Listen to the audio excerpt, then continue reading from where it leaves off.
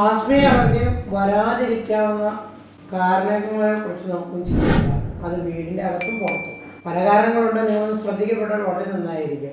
അതിൽ ഒന്നാമത് നമുക്ക് വളരെ എടുത്തു പറയാവുന്നത് പൊടിയാണ്. പൊടി പല ടൈപ്പ് പൊടികളുണ്ട്.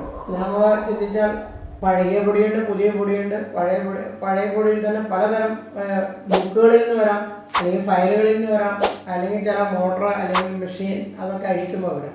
ഒരു കാര്യം ശ്രദ്ധിക്കുക, ഈ ശ്വാസമുട്ടൽ അല്ലെങ്കിൽ ആസ്മ ഇങ്ങനെയുള്ള രോഗങ്ങൾ വരുമ്പോൾ പൊടി അതിൻ്റെ പ്രധാനപ്പെട്ട ഘടകമാണ്. അതിൽ 4 പൊടികളെ ഞാൻ പറയാം.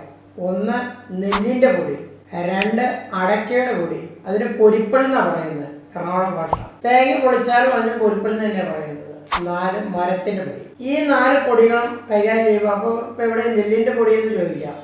നെല്ലിൻ്റെ പൊടി കുട്ടനാടൻ പ്രദേശങ്ങളും പാലക്കാട് പ്രദേശങ്ങളും നെല്ല് ഇപ്പം അവിടെ കൊയ്ത്ത് നടന്നുകൊണ്ടിരിക്കുക.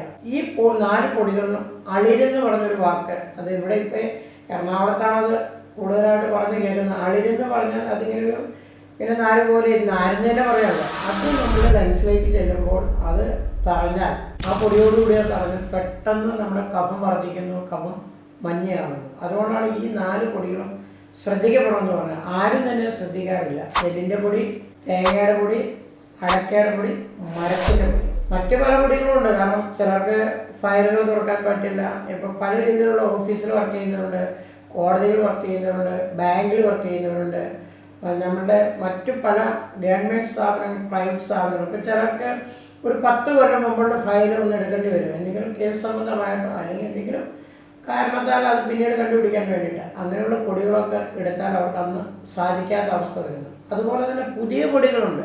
മുളക് പൊടിയുണ്ട്, മല്ലിപ്പൊടിയുണ്ട്, മഞ്ഞൾപ്പൊടിയുണ്ട്, മസാലപ്പൊടികളുണ്ട്, അല്ലെങ്കിൽ ഇപ്പോൾ കുമ്മായമുണ്ട്, ജിപ്സമുണ്ട്. അത് ചിലർക്ക് അത് ബുദ്ധിമുട്ടുള്ളൂ. പക്ഷേ ഈ 4 കൂട്ടം ഞാൻ ആദ്യം പറഞ്ഞ പൊടികൾ നിങ്ങൾ ശ്രദ്ധിക്കുന്നത് വളരെ നല്ലതാണ്. ഒന്നുകൂടി പറയട്ടെ: മരത്തിൻ്റെ പൊടി, തേങ്ങയുടെ പൊടി, അടയ്ക്കയുടെ പൊടി, നെല്ലിൻ്റെ പൊടി. അങ്ങനെ ഈ നെല്ലിൻ്റെ പൊടിയൊക്കെ കൈകാര്യം ചെയ്യുന്നവർ ഒരു കാര്യം ശ്രദ്ധിക്കുക. നമ്മൾ പലപ്പോഴും അവർ പറയും ഞങ്ങൾ മാസ്ക് ഉപയോഗിക്കാറുണ്ട്, തോർത്ത് കെട്ടാറുണ്ട്. ഒരു പ്രയോജനമില്ല. അതിന് ആ തോർത്ത് ഒന്ന് വെള്ളത്തിൽ നനച്ചിട്ട് പിഴിയണം. കാരണം കൂടുതൽ തണുപ്പ് അവർക്ക് ശ്വസിക്കാൻ പാടില്ല, ഈ ആസ്മ അലർജി ഉള്ളവർക്ക്. അപ്പോൾ അത് പിഴിഞ്ഞ് കളഞ്ഞിട്ട് നന്നായിട്ട് ആ തോർത്തൊന്ന് ഇച്ചിരി തിക്നെസ്സോടുകൂടി ഇങ്ങനെ ഡബിളായിട്ട് ഇങ്ങനെ മടക്കിയിട്ട് കെട്ടുക. എന്നിട്ട് അതിനെ കൈകാര്യം ചെയ്താൽ അത് വളരെ നന്നായിരിക്കും. അല്ലെങ്കിലും പൊടിയുടെ അലർജി ഉള്ളവർ ഇങ്ങനെയുള്ള മാസ്ക് ആണെങ്കിലും തോർത്താണെങ്കിലും നനച്ചിട്ട് അത് ചെയ്യുന്നതായിരിക്കും വളരെ അഭികാമ്യമായത്. കാരണം പൊടിയെ നിങ്ങൾ ഉദ്ദേശിക്കുമ്പോൾ ഇവിടെയൊക്കെ ഹോളാണ് ഇതിന് മാസ്കിൻ്റെ, അതിൻ്റെ ഉള്ളിൽ കൂടി അത് കയറാം. അങ്ങനെ കയറി കഴിഞ്ഞാൽ പെട്ടെന്ന് കഫം വർദ്ധിക്കുന്നു.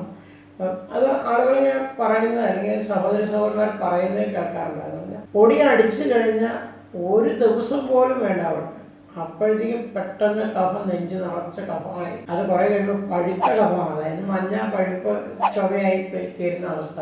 നമ്മൾ സാധാരണ രീതിയിൽ ജീവിക്കുന്നവർ ഇതൊക്കെ കേൾക്കുമ്പോൾ ഒരു അത്ഭുതമായിട്ട് തോന്നും. ഒന്നുമല്ല. അപ്പോൾ അതുകൊണ്ട് അതൊന്ന് ശ്രദ്ധിക്കപ്പെടുന്നത് വളരെ നല്ലത്. ഇങ്ങനെ ഇതിനെ ശ്രദ്ധിക്കപ്പെടാതെ തൃണവൽക്കരിച്ച് മുന്നോട്ട് പോകുമ്പോഴാണ് ഈ അലർജി കൂടുന്നതും കഫം വർദ്ധിക്കുന്നത്. കഫം വർദ്ധിച്ചാൽ തന്നെ കഫമാണല്ലോ ശ്വാസം മുട്ട് ആസ്മയിലേക്ക് പോകുന്നത്. അപ്പോൾ ഈ ഒരു കാര്യം നിങ്ങളൊന്ന് വളരെ ശ്രദ്ധിക്കുക. പലപ്പോഴും വളരെ കൂളായിട്ട്, ഇപ്പോൾ ഈ അടുത്ത ദിവസം ഞാൻ ഒടക്കഞ്ചേരിയിൽ ഒരു സഹോദരി കണ്ടു പറഞ്ഞു, കൊയ്ത്ത് കടന്നുകൊണ്ടിരിക്കുകയാണ് വീട്ടിൽ. അപ്പോൾ ഇത്രയും കാലം അവർ അതിനെപ്പറ്റി ശ്രദ്ധിച്ചുകൊണ്ടിരുന്നില്ല. അത് നിങ്ങൾക്ക് നെല്ലൊന്ന് ശ്രദ്ധിച്ചറിയാം. അതിന് തുമ്പിൽ നിൽക്കുന്ന ഒരു നീണ്ട നാര് പോലൊരു സാധനമുണ്ട് നെല്ലിന് എപ്പോഴും. അതിൽ പൊതുവെ ആ പൊടിയിൽ നാരാണ് കൂടുതൽ. അപ്പോൾ ആ നാര് ലങ്സിൻ്റെ അകത്തേക്ക് പോകുന്നു.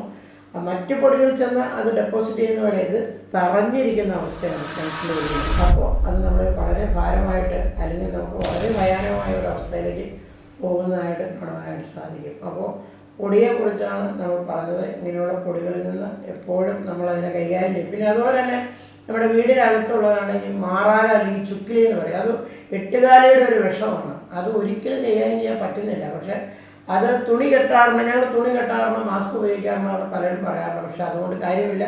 ഞാൻ ഈ പറഞ്ഞതുപോലെ തന്നെ കഴിവതും അലർജി, ആസ്മ, ശ്വാസമുട്ടുള്ളവർ അത് കൈകാര്യം ചെയ്യാതിരിക്കുന്നതാണ് നല്ലത്, ആ മാറാലെ.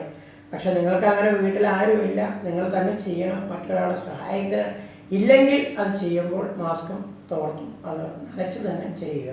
അങ്ങനെ ചെയ്താൽ നിങ്ങൾക്ക് വളരെയധികം ആശ്വാസം, എനിക്ക് തോന്നുന്നു 80% ഇങ്ങനെയുള്ള രോഗങ്ങളിൽ നിന്ന് വളരെയധികം മാറി നിൽക്കുവാനായിട്ടും ആശ്വാസം കണ്ടെത്താനായിട്ടും സാധിക്കും എന്ന് കൂടി പറയട്ടെ.